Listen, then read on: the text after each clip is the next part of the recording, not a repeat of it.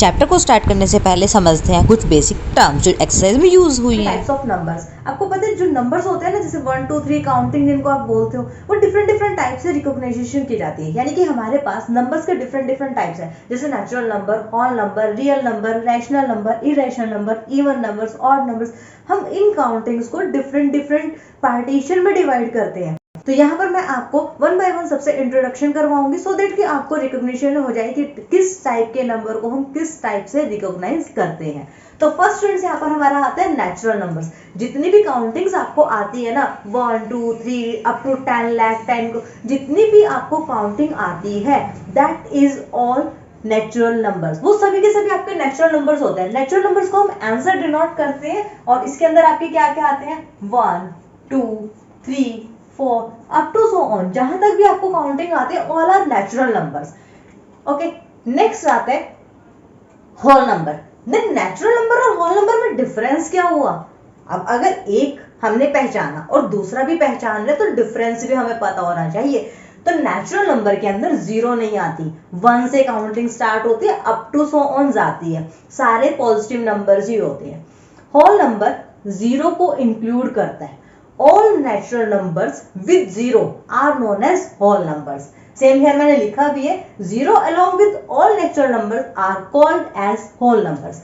तो whole number को हम W से डिनोट करते हैं और इसके अंदर क्या क्या है आपका, 0 1 2 3 up to so on.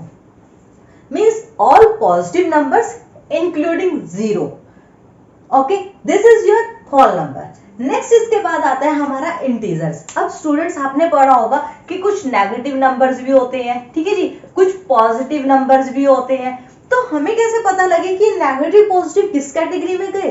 So next category is integers. Integers के अंदर आपके negative numbers and positive numbers combinedly are called as integers. Means integer को हमने आई से डिनोट किए, तो आई के अंदर हमारे कौन कौन से नंबर्स आए? -4 -3 -2 -1 0 1 2 3 अप टू सो ऑन। मैंने आगे भी कुछ डॉट्स लगाए हैं एंड पीछे भी कुछ डॉट्स लगाए हैं। इसका मतलब ये है कि -4 से नंबर स्टार्ट नहीं है, इससे पीछे -5 -6 अप टू -10 लाख कितना भी नंबर जा सकता है। All are integers and positive में भी कितना भी नंबर जा सकता है। सो इंटीजर्स में फिर क्या डिफरेंस आया? नेचुरल नंबर्स में जीरो ऐड की, होल नंबर बन गया।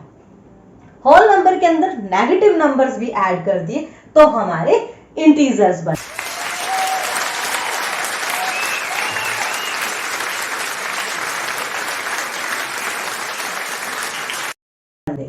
अब इनके बाद हमारे पास आते हैं रियल नंबर्स। तो रियल नंबर्स क्यों आया? रियल नंबर में स्टूडेंट्स रैशनल एंड इरेशनल दोनों टाइप के नंबर्स आते हैं। तो हमारे पास rational numbers and irrational numbers, दोनों टर्म भी आई रियल नंबर्स में, दोनों मिलकर रियल नंबर बना रहे हैं।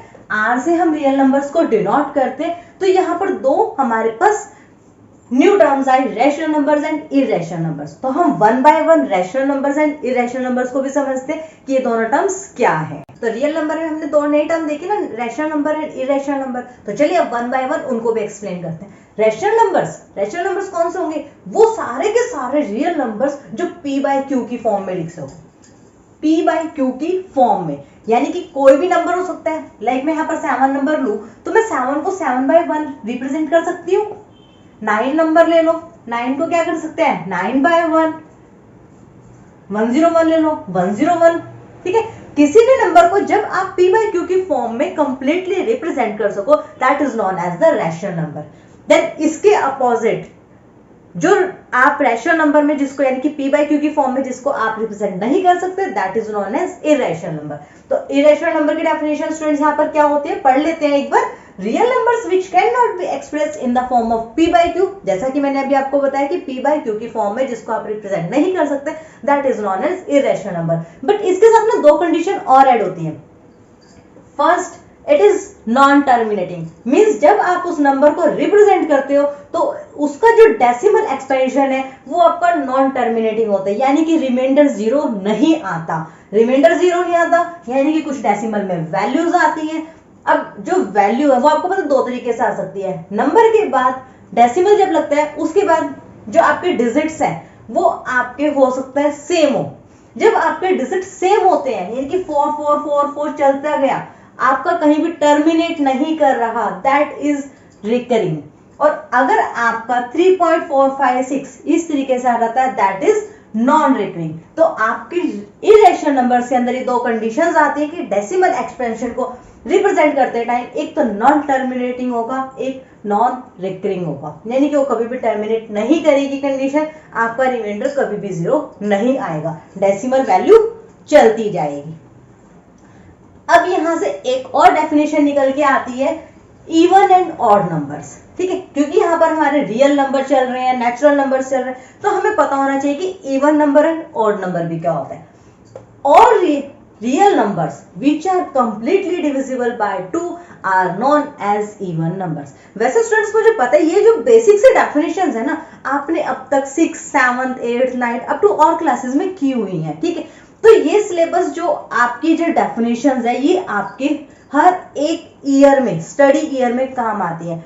ये जो डेफिनेशंस है आपकी 3rd to 4th क्लास से स्टार्ट होती है एंड अप टू 12th तो मिनिमम चलती ही है, कॉलेज में भी ये डेफिनेशंस काम आती है। तो इसलिए हम एक एक डेफिनेशन को बिल्कुल क्लियरली आपको समझाना चाहते हैं ताकि आपको कोई प्रॉब्लम ना आए। तो जैसे मैंने बताया इवन नंबर, तो वो क्या हुआ, डिविजिबल बाय 2। मैं यहां पर नंबर लेती हूँ 4, can we divide it with 2? Yes, 2 2s are 4।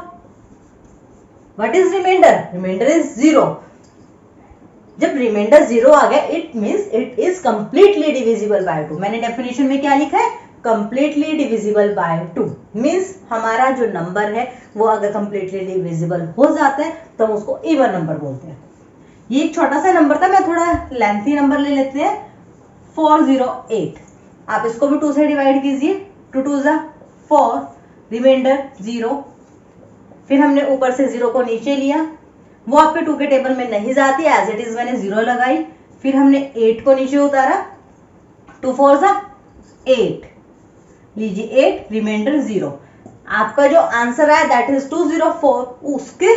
उससे हमारा कोई अभी भी आंसर से लेना देना नहीं है। हमारा जो इवन नंबर में मेन काम क्या है, रिमाइंडर को चेक करना, और रिमाइंडर हमारे यहाँ क्या है, 0। अब इसके अपोजिट चलते हैं, तो odd number, all real numbers which are not completely divisible by 2 are known as odd numbers। means odd numbers के अंदर आपका कुछ ना कुछ रिमाइंडर जरूर रहेगा, और रिमाइंडर आपका odd नंबर के केस में 2 से कम रहेगा। means 1 भी हो सकता है, वो पॉइंट्स में भी हो सकता है। तो लाइक मैं यहाँ पर एक नंबर लेती हूँ 3, एक नंबर मैं लेती हूँ 67 and one another is 135। Let us check which one is odd. We will divide it with 2. 2 1s are 2. Remainder 1. जब आपका रिमाइंडर 1 आ गया तो ये आगे 2 के टेबल में नहीं जाता है, means this is odd number. Next 60, again we will divide it with 2. 2 3s are 6, remainder 0. We have one digit left. 7 number is left here. अब हम 7 को नीचे लेके आएंगे, 2 3s are again 6, remainder 1. 1 remainder है, it means it's a odd number. Next we will check it on 135. 2 के table में 1 नहीं आता है, तो हम क्या करेंगे, यहाँ पर 2 डिजिट्स को चेक करेंगे। 2 6s are 12, remainder 1. अगेन हम 5 को नीचे लेंगे, it's become 15. 2 7s are 14, reminder 1। तो यहाँ भी स्टूडेंट्स हमारा रिमाइंडर 1 आया, it means it's a odd number. तो यहाँ पर हमने देखिए रैशनल नंबर्स, इरेशनल नंबर्स के साथ इवन एंड ऑड नंबर्स को भी साथ में कवर अप किया है। अब हमारे पास नेक्स्ट जो डेफिनेशंस आती है that is prime numbers and composite numbers. हमें प्राइम नंबर भी पता होना चाहिए, कंपोजिट भी, क्योंकि जब हम नंबर्स को रिप्रेजेंट करते हैं हमें पता होना चाहिए किस किस नंबर से आप डिवाइड कर सकते हो। लाइक मैं यहाँ पर एक एग्जांपल लेती हूँ 64। तो हमें पता होना चाहिए कि 64 नंबर किस किस नंबर पे डिवाइड हो सकता है। 2 से करें, 2 3s are 6, रिमाइंडर 0। 1 नीचे लेके आए, 2 2s are 4, रिमाइंडर 0। तो तो यहाँ पर क्या है 32, यानी कि 32 के टेबल में भी 64 आते हैं और 2 के टेबल में भी। यहाँ से हम इस तरीके से उसको इजीली समझ सकते हैं। तो 64 के और भी फैक्टर्स हैं, मैं यहाँ पर इकट्ठे लिख देती हूँ 1 2 4 8 16 32 एंड अपने ही टेबल पे आता है 64 पे।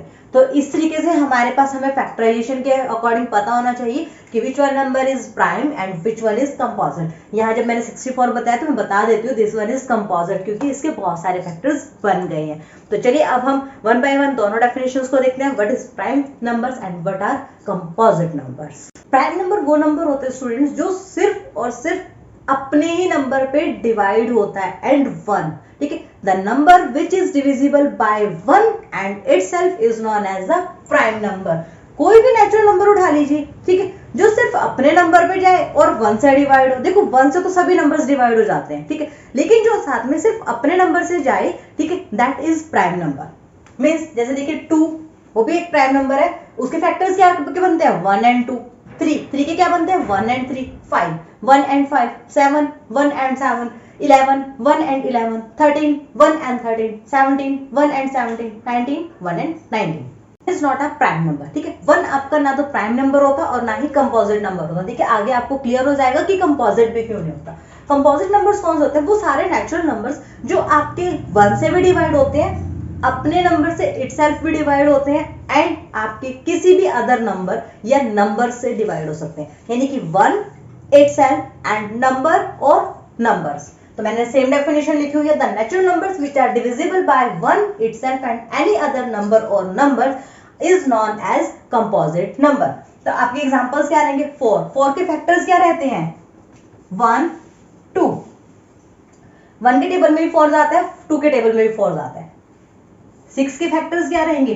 1 2 3। मीन 6 जो है 1 से भी डिवाइड होता है, 2 से भी होता है, 3 से भी होता है, और अपने नंबर से तो ये दोनों के दोनों नंबर्स होते ही हैं।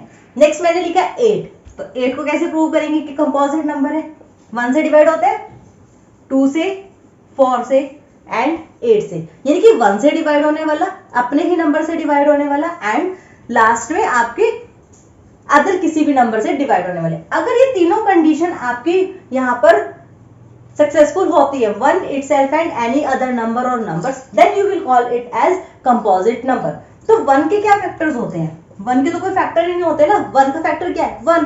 तो जिसके कोई फैक्टराइजेशन ही नहीं उसको हम कंपोजिट नंबर नहीं बोल सकते। सो 1 is neither a prime number nor a composite number. तो स्टूडेंट्स वीडियो को ज्यादा से ज्यादा लाइक करें, शेयर करें।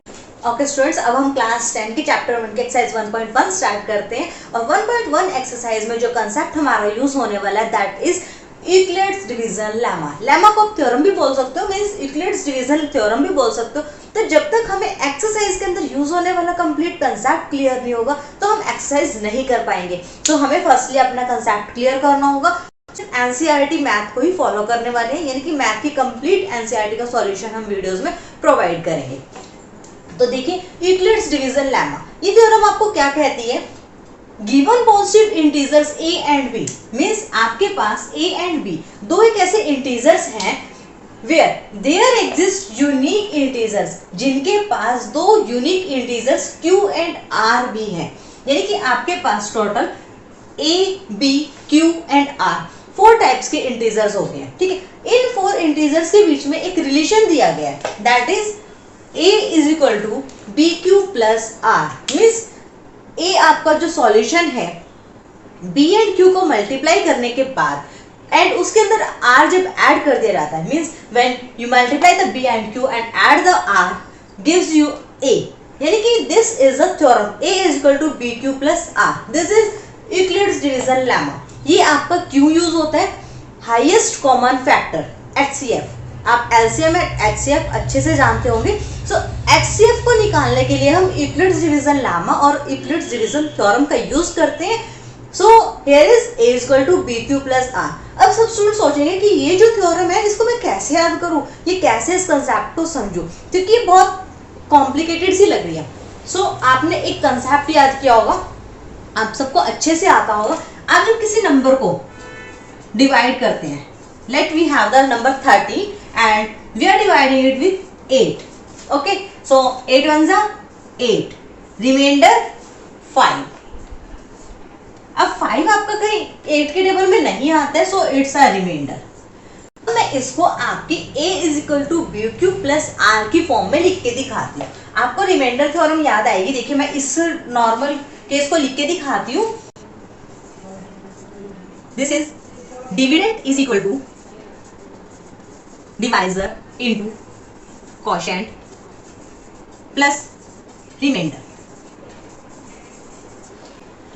Dividend is equal to divisor into quotient plus remainder. Same here, dividend is equal to A, divisor is equal to B, quotient is equal to Q, and remainder is equal to R. Now this theorem is very easy to learn for the students. A is equal to BQ plus R. तो अब हम अगर इस number को भी इस format में लिखकर देखना चाहें तो स्टूडेंट्स हम कैसे लिखेंगे? 30 is equal to 8 into 1 plus 5. A is equal to B into Q plus R. This is your Euclid's division lemma. तो अब हम हाईएस्ट कॉमन फैक्टर को निकालने के लिए इस थ्योरम का फर्दर कैसे यूज करेंगे, चलिए देखते हैं क्वेश्चन की हेल्प से। Okay, now your numbers are 420 and 130। आपको इन दोनों नंबर्स का highest common factor means HCF find out करना है। ओके, अब आपने HCF कैसे फाइंड आउट करना है? आपको थ्योरम लिखनी है A is equal to B Q plus R. आपका A है यहाँ पर 420, B है आपका 130। किसी नंबर से मल्टीप्लाई करोगे यानी क्वोशिएंट होगा कुछ आपका प्लस कुछ आपका रिमाइंडर रहेगा। तो आपने अभी यहाँ पर 130 से डिवाइड करने पे आप देखेंगे कि आपका ये जो नंबर है 3 पर जाएगा। It's 390 and the remainder is 30। This is now your remainder. तो अब आप यहाँ कैसे पुट करेंगे?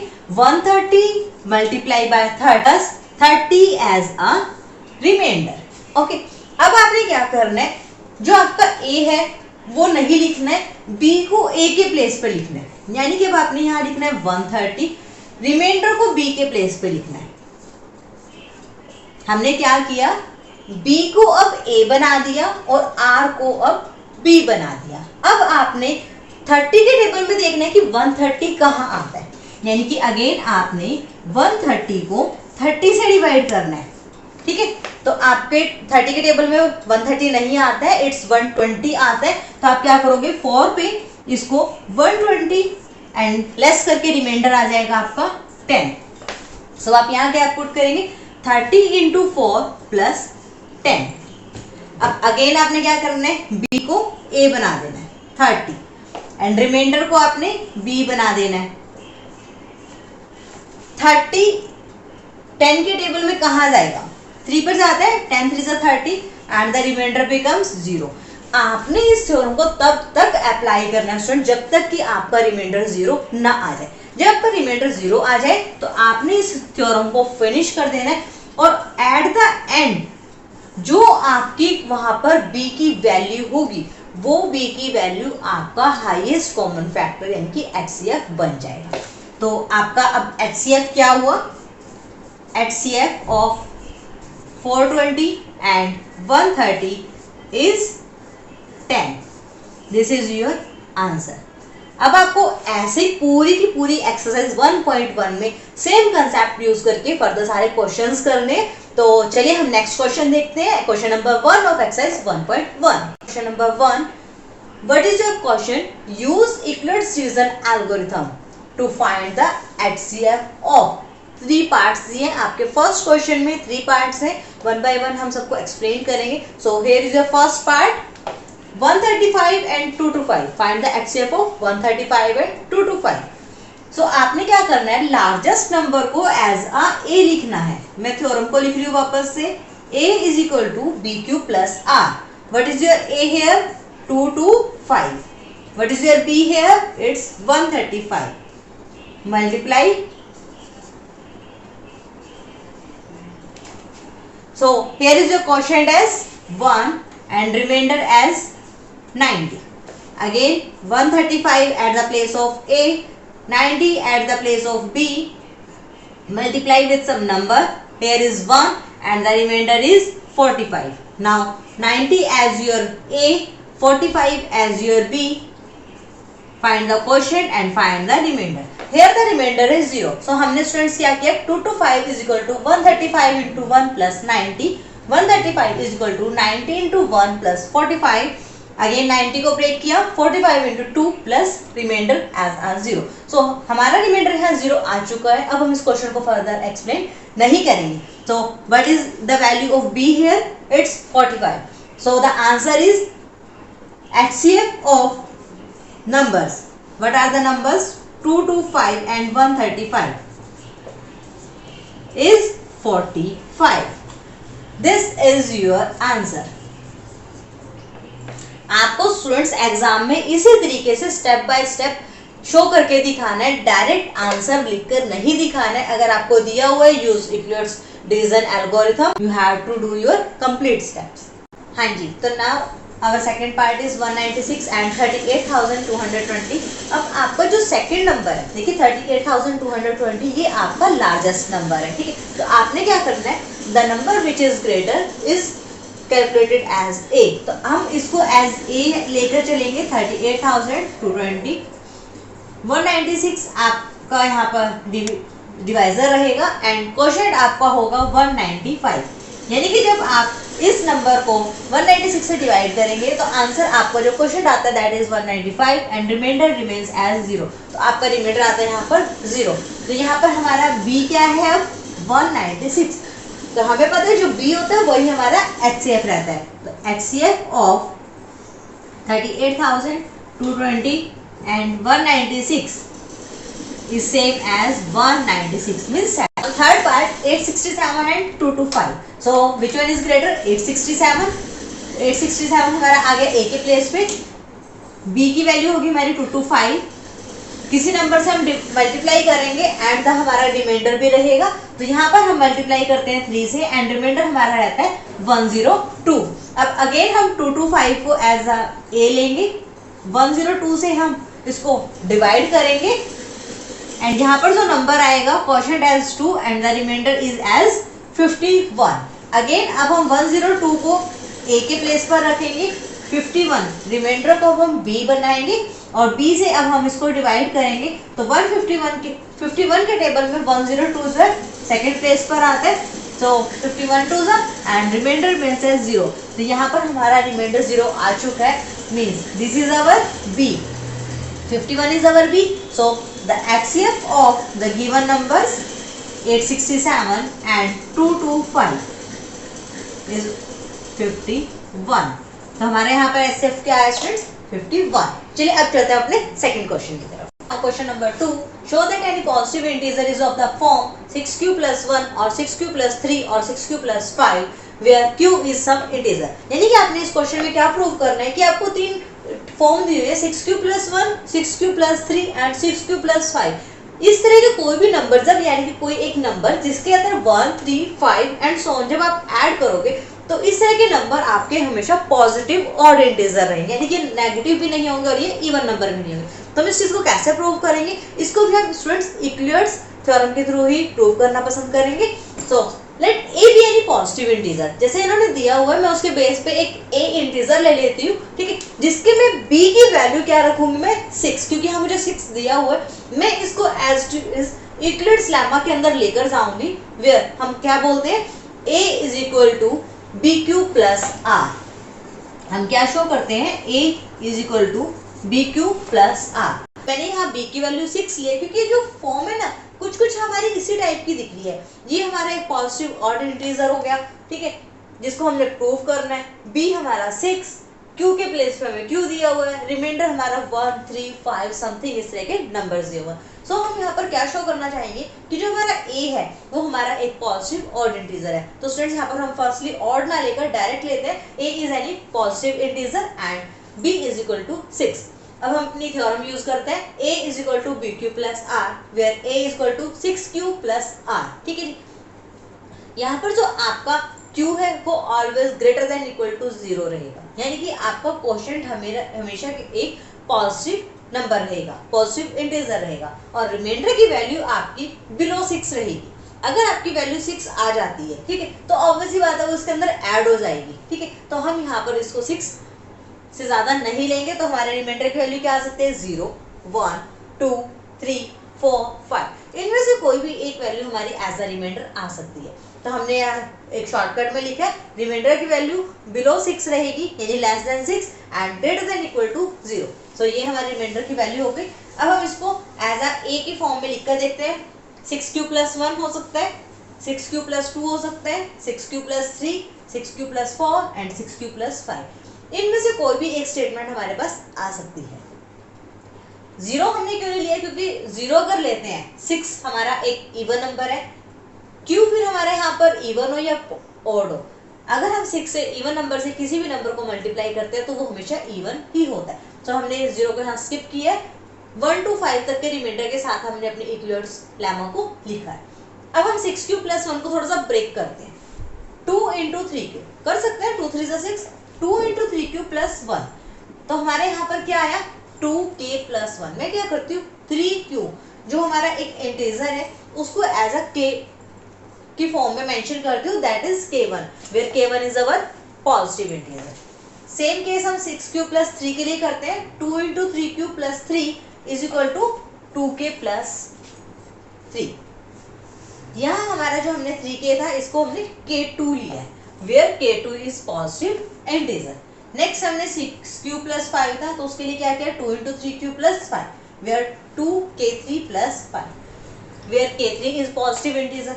k1 k2 k3 देखिए तीनों के पॉजिटिव इंटीजर है तो हम उसको एक फॉर्म में भी लिख सकते हैं। तो हमारे पास क्या निकल के आया सॉल्यूशन कि ये जो हमारी तीनों स्टेटमेंट है 6q + 1, 6q + 3, 6q + 5, ये किस फॉर्म की निकल कर आई हमारे पास 2k + 1, यानी कि सारी स्टेटमेंट हमारे 2k + 1 की फॉर्म की है। Hence 6q + 1, 6q + 3, 6q + 5 are of the form 2k + 1। तो यहाँ से देखिए हमारा जो 2k + 1 है, 1 हम किसी भी नंबर में कब ऐड करते हैं जब उसको हमने ऑड नंबर बनाना, यानी कि 1 ऐड करते ही हमारा नंबर ऑड हो जाएगा। अब 2k हमारा चाहे वो इवन नंबर हो, यहाँ पर k हमारा ऑड नंबर हो, 2k होने पर वो ऑलवेज इवन नंबर बनेगा। और इवन के जब अंदर आप एक नंबर ऐड करते हो, सिंगल डिजिट ऐड करते हो, तो वो हमारा हमेशा ऑड नंबर बन जाता है। 2 हमारा इवन नंबर है, हम इसके अंदर 1 ऐड करते हैं, इट्स 3।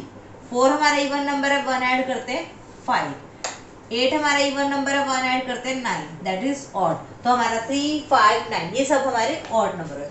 तो इस सारे बेस पर हम ये चीज बोल सकते हैं, yes 6q + 1, 6q + 3, 6q + 5 are of the form positive odd integer. ये तीनों के तीनों स्टेटमेंट क्या प्रूव करते हैं, that they are positive odd integers. चलिए नेक्स्ट क्वेश्चन की तरफ मूव करते हैं। यहाँ पर आपके जो टोटल मेंबर्स हैं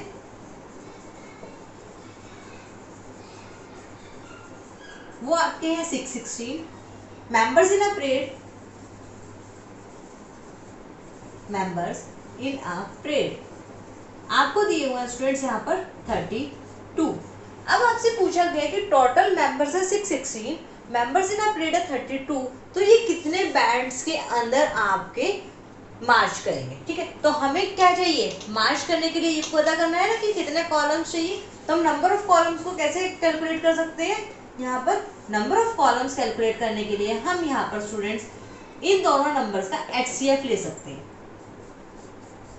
अगर हम यहाँ पर HCF ऑफ 616 एंड 32 ले लें तो हमारे यहाँ पर नंबर ऑफ जितने भी बैंड्स हैं वो सामने आ जाएंगे। तो हमने क्या करना है 616 is equal to 32 into something, means हमने यहाँ पर भी क्या यूज किया इक्विवेलेंस लेमा।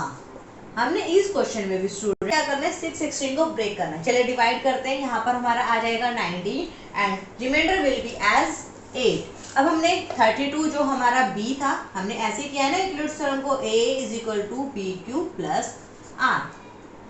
अब हमने क्या करना है b को a के प्लेस पे लिखना है, रिमाइंडर को b के प्लेस पे लिखना है, यानी 8। तो 8 4 = 32, यानी कि 32 8 के टेबल में जाता है, 4 पे जा रहा है, रिमाइंडर हमारा क्या है 0।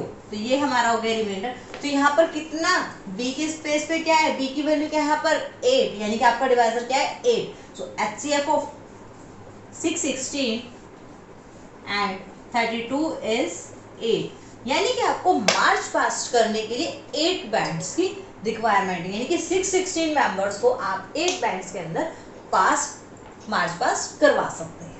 तो चलिए अब हम नेक्स्ट क्वेश्चन देख पाएंगे। क्वेश्चन नंबर 4 क्या कहता है हमारा question, use Euclid's division lemma to show that the square of positive integer is either of the form 3m और 3m + 1 for some integer m। इस स्टेटमेंट हमें कहती है कि कोई इंटीजर है हमारे पास, लेट m, ठीक है जी, अगर हम उस m की स्क्वायर करते हैं, ठीक है, तो वो या तो 3m होगा या 3m + 1 इस फॉर्म में होगा, इज ग्रेटर देन 0 है, यानी कि ये आपका पॉजिटिव नंबर है। एंड जो आपकी स्क्वायर दी हुई है वो आपकी होनी चाहिए 3m और 3m + 1 की फॉर्म में।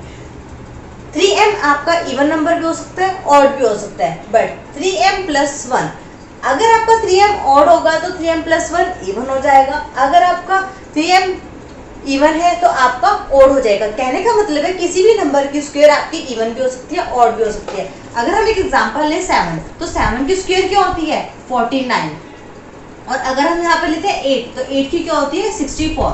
मींस आपका जो नंबर है वो इंटीजर है, लेकिन उसकी जो स्क्वायर है वो पॉजिटिव ऑड या पॉजिटिव इवन नंबर, कोई भी नंबर हो सकता है। तो चलिए अब हम इस स्टेटमेंट को प्रूव करते हैं। Let a be any positive integer, यहाँ पर हम ले लेते हैं कि ए एक हमारे पास पॉजिटिव इंटीजर है, और क्योंकि हमें 3m की फॉर्म में पुट करके दिखाना है तो हम b की वैल्यू लेते हैं 3। b की वैल्यू हमने 3 क्यों लिए, क्योंकि यहाँ पर हमें क्या दिया 3m + 1, और हम इस 3m + 1 को अपनी यूक्लिड्स डिवीजन लेमा के अंदर कन्वर्ट करेंगे, क्योंकि हमें क्या दिया हुआ है, use Euclid's division lemma to prove. तो अगर हमें प्रूव करने के लिए पहले से ही मेथड बताया हुआ है तो हमें उसी मेथड को फॉलो भी करना है।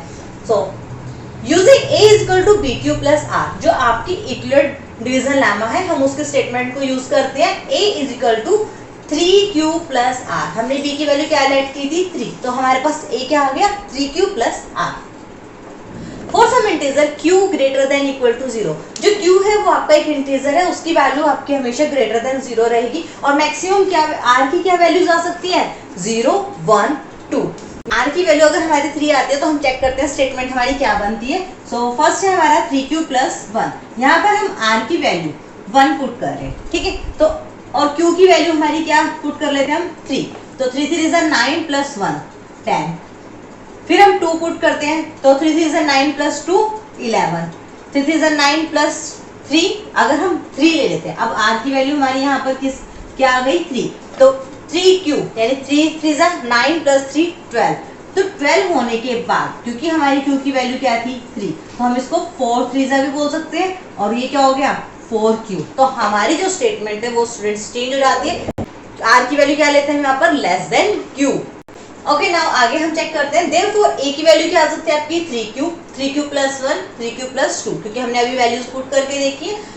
अब हम इन सब नंबर्स को स्क्वायर कर लेते हैं, क्योंकि हमें प्रूव क्या करना है स्क्वायर, तो हम स्क्वायर ले लेते हैं। a² = 3q², 3q + 1 की स्क्वायर, 3q + 2 की भी होल स्क्वायर। चलिए पहले 1 बाय 1 सबको सॉल्व करते हैं। 3q², तो आप फॉर्मूला लगा दीजिए, a की स्क्वायर क्या होती है 3 3 9, q की स्क्वायर q², हमारे पास यहाँ पर क्या आया 9q²। हमने जो इंटीजर्स अपने निकालने थे वो किस फॉर्म में थे 3m और 3m + 1, तो यहाँ हमारे पास 1 है, हम इसको 3m की फॉर्म में कैसे लेके जाएंगे 3 के मल्टीपल में इस वैल्यू को कन्वर्ट करने की ट्राई कीजिए। 3 × 3q², 9 को हमने ब्रेक किया 3 × 3, तो यहाँ पर हमारे पास 3q² हमने ब्रैकेट में सेपरेट कर लिया, 3 बाहर आ गया।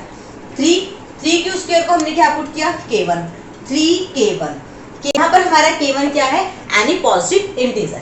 लेट नेक्स्ट करते हैं 3q + 1 की square, 3 3 9 9q² + 1q² + 2ab, a + b की होल स्क्वायर का हमारा फॉर्मूला स्टूडेंट्स क्या होता है a² + b² + 2ab, तो हम वही फॉर्मूला यूज कर रहे हैं। 2 3 6q, तो हमारे पास क्या स्टेटमेंट आई यहाँ पर एक क्वाड्रेटिक इक्वेशन है 9q² + 6q + 1, यहाँ से हमने 3 कॉमन लिया, 3q² + 2q + 1 as it is रह गया, जिसको हम लेट कर लेते हैं k2, 3k2 + 1। चलिए हमारे पास एक और स्टेटमेंट बनकर आ गई, ये हमारी कुछ 3m + 1 के जैसी दिख रही है। नेक्स्ट जो हमने 3q + 2 नंबर लिया था, अब हम इस q² को ओपन करके चेक करते हैं कि ये किस फॉर्म में जाता है। 3q प्लस 2 की होल स्क्वायर, ठीक है। अब हमने इसको क्या करना है, ब्रेक करना है। a प्लस बी की होल स्क्वायर का फॉर्मूला पुट किया, a square plus b square plus 2ab। Okay students, तो यहाँ पर हमने 3q की स्क्वायर ली, 9q स्क्वायर, 2 की स्क्वायर 4 एंड 2ab, 2 3 6, 6 2 12। तो हमारा आंसर क्या आ गया यहाँ पर 12। एक क्वाड्रेटिक इक्वेशन बनी। अब हमने यहाँ पर स्टूडेंट्स क्या करना है, 4 को 1 प्लस 3 में ब्रेक कर देना है, सो दैट कि हम वो 3 को भी अंदर ले सकें।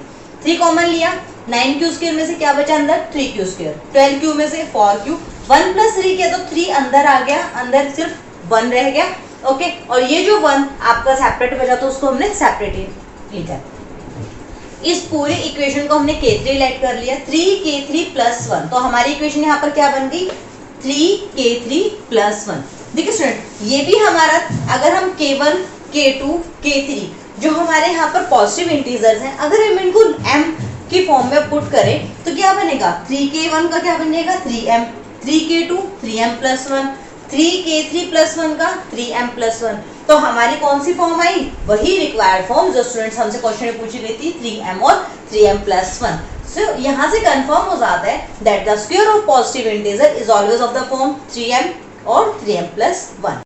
नेक्स्ट क्वेश्चन है हमारा, use equal division lemma to show that the cube of positive integer is of the form 9m, 9m plus 1, 9m plus 8। तो स्टूडेंट्स, फोर्थ क्वेश्चन में हमसे स्क्वायर पूछा गया था, फिफ्थ क्वेश्चन में हमसे क्यूब पूछी गई है। सो बोर्ड एग्जाम में आपका स्क्वायर और क्यूब कोई भी क्वेश्चन आ सकता है। प्लीज आप बोथ क्वेश्चंस को बहुत ही अच्छे से प्रिपेयर कीजिएगा, और मैं दोनों के कंसेप्ट को बिल्कुल मैच करते हुए चलूंगी, सो दैट कि आपको याद ना रखना पड़े कि किस क्वेश्चन को किस मेथड से या किस फॉर्मेट को फॉलो करते हुए आपको सॉल्व करना है। दोनों क्वेश्चन में जितना हो सकेगा फॉर्मेट को मैच करने की कोशिश की जाएगी। Let a be any positive integer and b is equal to 3। a आपका यहाँ पर पॉजिटिव इंटीजर है और b यहाँ पर आपकी मैंने वैल्यू 3 लेट की है। Using a is equal to bq plus r, a is equal to bq plus r is your Euclid's division lemma। इसके ऊपर मैंने सेपरेटली भी एक वीडियो बनाई हुई है थ्योरम को समझने के लिए, प्लीज आप वीडियो को फॉलो कीजिए। a is equal to 3q plus r, मैंने यहाँ पर b की वैल्यू 3 पुट किया क्योंकि मैंने लेट किया, b is equal to 3।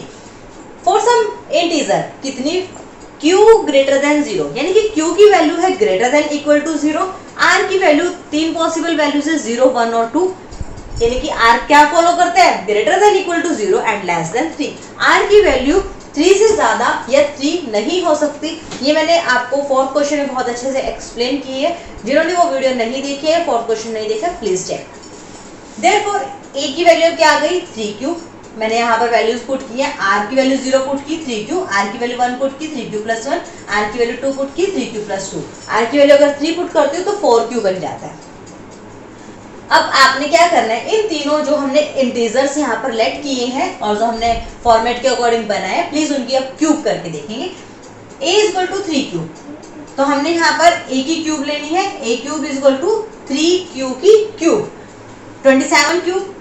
हमसे फॉर्मेट क्या पूछा गया, 9 के मल्टीपल में, तो हम क्या करेंगे 9 कॉमन लेंगे, 3q क्यूब अंदर रह गया, 3q की क्यूब को हम क्या करेंगे m पुट कर लेंगे, तो हमारा क्या बन जाएगा 9m।